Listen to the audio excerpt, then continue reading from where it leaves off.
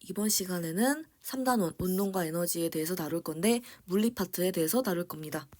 이 파트는 물리 단원이기 때문에 이론과 문제의 괴리감이 굉장히 커요. 그래서 문제를 많이 풀어봐야 합니다. 아무리 개념을 알아도 얘를 막상 문제에 적용하려고 하면 쉽지 않을 거예요. 그래서 개인적으로 연습을 많이 해주셔야 해요. 그리고 이 단원의 정리부는 완자 문제집에 있는 내용과 꽤 다른 부분이 많습니다. 이 부분도 조금은 감안을 해주세요. 그리고 이 완자 문제집에 있는 내용, 그리고 기본적으로 알 것 같은 내용들은 생략을 했어요. 그래서 내가 이 내용을 모르겠다라고 하면 인터넷이나 문제집을 참고를 하면 쉽게 알 수 있을 겁니다. 그러면 첫 번째로 운동에 대해서 알아볼게요. 이 파트에 대해서는 첫 번째로 변위, 거리, 속도, 속력에 대해서 다룰 건데 먼저 벡터와 스칼라라는 개념에 대해서 다룰 거예요. 벡터라는 개념은 방향성,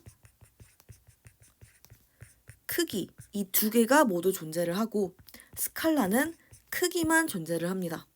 그래서 크기라는 값은 동일하게 고려를 하는데 방향성은 벡터에서만 고려한다 라고 생각을 하시면 돼요. 예를 들어보면 변위와 속도가 있고요. 스칼라의 예시로는 거리, 속력, 시간이 있습니다. 그리고 이 물리 파트에서 다루진 않는데 온도, 질량 등등등도 스칼라에 포함이 됩니다. 예를 들어서 동쪽으로는 온도가 3도인데 남쪽으로는 온도가 15도예요. 이런 거 없잖아요. 시간도 오른쪽으로는 3시간인데 왼쪽으로는 5시간이에요. 이런 개념이 없어요. 그렇기 때문에 스칼라는 방향성이 없다라고 생각을 하시면 돼요. 그러면 이거를 기반으로 한번 변위, 거리 이런 개념에 대해서 다뤄보도록 할게요. 변위는 속도 곱하기 시간으로 표현이 돼요. 변위, 속도 다 여기 나오죠. 그래서 이 개념은 벡터 개념이다 라고 생각을 하시면 되고 거리는 속력 곱하기 시간이에요. 이 공식은 너무 잘 알고 있는 공식이죠.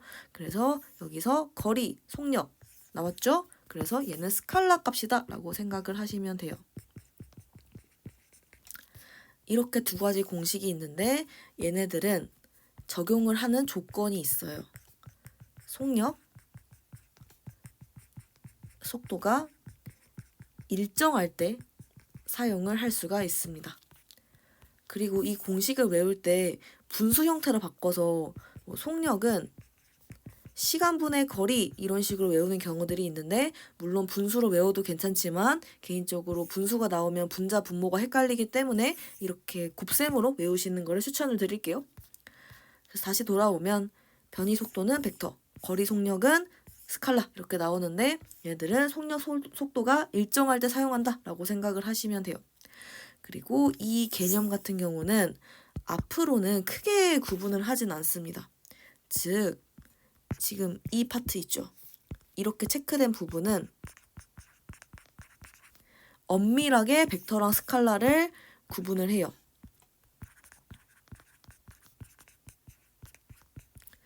하지만 앞으로는 크게 구분을 안 해도 괜찮습니다.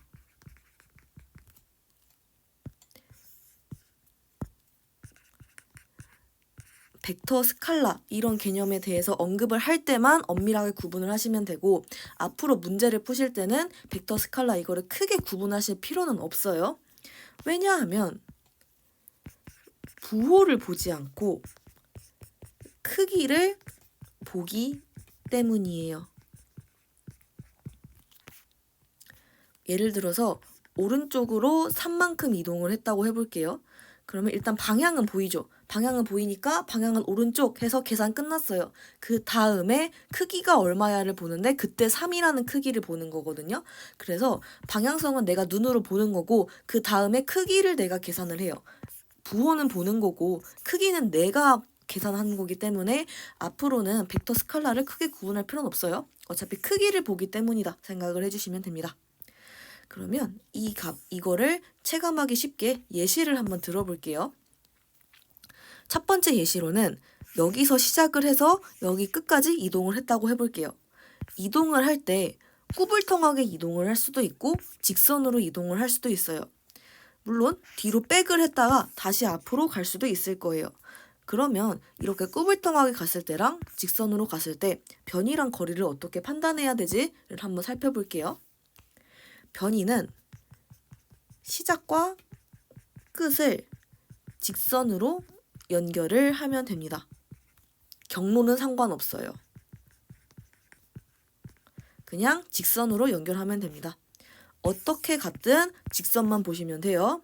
그래서 이 값을 변이로 표현해라 라고 하면 나는 동쪽으로 100m 이동했어 라고 표현하면 돼요. 동서남북을 봤을 때 이쪽이 동쪽이죠. 그래서 나는 이쪽으로 100m 이동했어 라고 표현을 하면 돼요. 그래서 방향성 동쪽 언급해줬고 크기 100m 언급을 해준 상황입니다. 그래서 벡터인 값이에요. 반면 거리를 볼게요. 거리는 시작과 끝까지 간 그동안의 경로를 모두 고려를 해야 합니다. 그래서 이때는 거리가 어떻게 돼? 라고 했을 때 150m를 이동했어 라고 표현을 하면 돼요. 지금 스칼라 값이잖아요. 스칼라 값이니까 크기만 언급을 해주면 됩니다. 이렇게 두 개의 차이가 존재를 하는데 이 개념에서 조금만 더 심화적으로 가볼게요. 여기서 만약에 내가 이게 운동장이 있다고 해볼게요. 여기서 시작했는데 운동장을 한 바퀴 돌았어요. 한 바퀴 돌아서 다시 원위치로 컴백을 했다라고 생각을 해볼게요. 이때는 변이랑 거리가 어떻게 되지? 라고 했을 때 변이는 시작과 끝을 직선으로 연결한 거잖아요. 근데 원위치로 컴백을 했어요. 그러면 원위치로 컴백했으니까 시작과 끝이 똑같죠. 시작, 끝, 동일하다 볼 수가 있어요. 그래서 변이는 0m다 라고 표현을 해주면 돼요. 그래서 크기 0m 언급을 해줬는데 방향성을 언급하고 싶은데 움직이질 않았잖아요. 움직이질 않았으니까 방향성 언급 안 해줘도 됩니다. 그래서 움직이질 않았으니까 0m 그리고 방향성 언급하고 싶은데 언급할 수가 없네요. 그래서 방향성은 크게 언급 안 해도 괜찮습니다. 그러면 거리를 한번 살펴볼게요. 거리는 그동안의 경로를 모두 고려해야 하잖아요.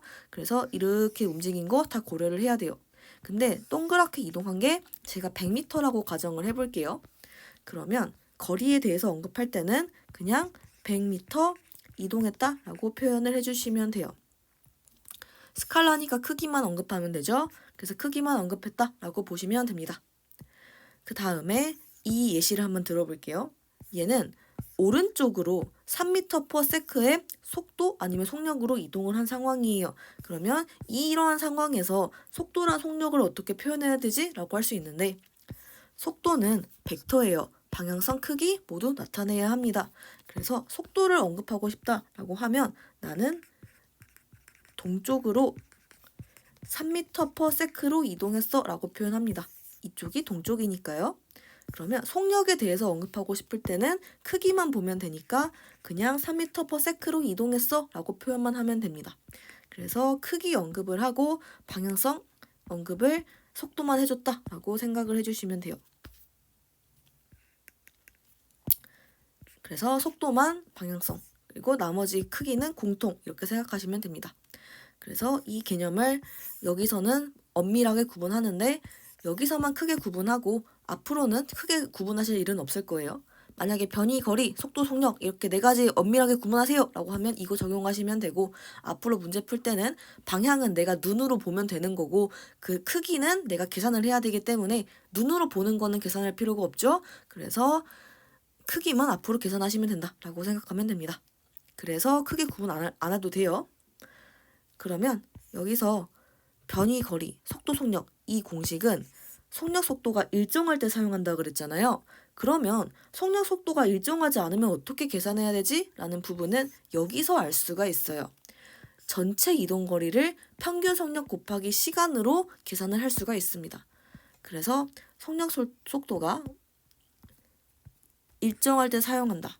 그리고 얘 같은 경우는 속력, 속도가 일정하지 않을 때 사용한다 생각하시면 돼요. 그리고 여기서부터는 속력, 속도 그냥 혼용해서 쓴다고 생각하시면 돼요. 그래서 일정하지 않을 때 사용한다 라고 할 수 있는데, 만약에 그러면 일정하지 않으면 어떻게 구해요? 라고 할 수가 있는데, 이 부분은 구간을 나누어서 계산을 하면 됩니다. 그래서 평균 속력이라는 말이 붙었어요. 이 개념을 기억을 잘 해주셔야 돼요.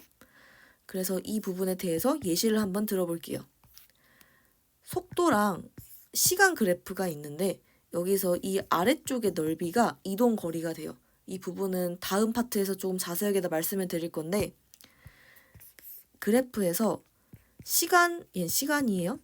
타임의 시간이고, 얘 V는 속력 아니면 속도입니다. 근데 혼용해서 일단은 쓸게요. 그래프가 이렇게 그려져요. 이랬을 때 이 그래프에서 아래쪽 부분의 넓이 있죠? 는 이동 거리입니다. 변이 이동 거리 있는데 이것도 혼용해서 쓸게요. 그래서 속력 속도 그래프에서 아래쪽 넓이는 이동 거리다 생각하면 되는데, 이거는 바로 다음 파트에서 자세하게 말씀을 드릴게요. 그래서 다시 돌아오면 속도 시간 그래프에서 아래쪽 넓이는 이동 거리인 상황이에요. 근데 속도가 계속 변하고 있죠. 증가했다가 일정했다가 감소해요. 이럴 경우에는 구간을 나눠서 전체 이동 거리를 구해야 합니다. 그러면 이동 거리를 구해야 되는데 A 영역, B 영역, C 영역 나눠서 구해야 해요. 계산을 해보면 이동 거리는 A 플러스 B 플러스 C인데, A 영역의 넓이는 삼각형 넓이 구하면 되니까 10 곱하기 2 나누기 2에서 10이고, B 넓이는 사각형 넓이 구하면 되죠. 10 곱하기 4 해서 40입니다. C 영역 넓이를 구해볼 건데 10 곱하기 4 나누기 2니까 20이에요. 그러면 이동 거리는 70이네 라고 할 수가 있어요. 그리고 단위를 봤을 때 얘랑 얘를 곱한 거죠.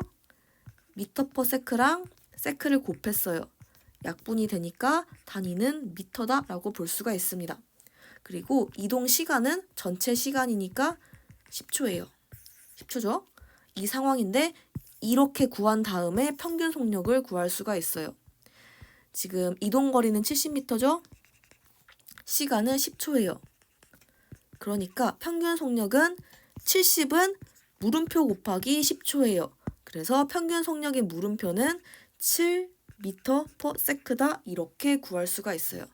그래서 이렇게 속력과 속도가 계속 변하는 운동일 경우에는 아래쪽 넓이를 구해서 이동 거리를 계산하고, 시간은 맨 끝의 시간, 즉 마무리가 된 시간을 계산하면 돼요. 그래서 이 시간을 기반으로 해서 각각의 값을 대입한 후에 이걸 평균 속력으로 구할 수 있다. 이렇게 생각을 해주시면 됩니다. 네, 그러면 이렇게 해서 운동 파트에서 첫 번째로 변이거리, 속도 속력 관련 내용을 마무리하도록 하겠습니다.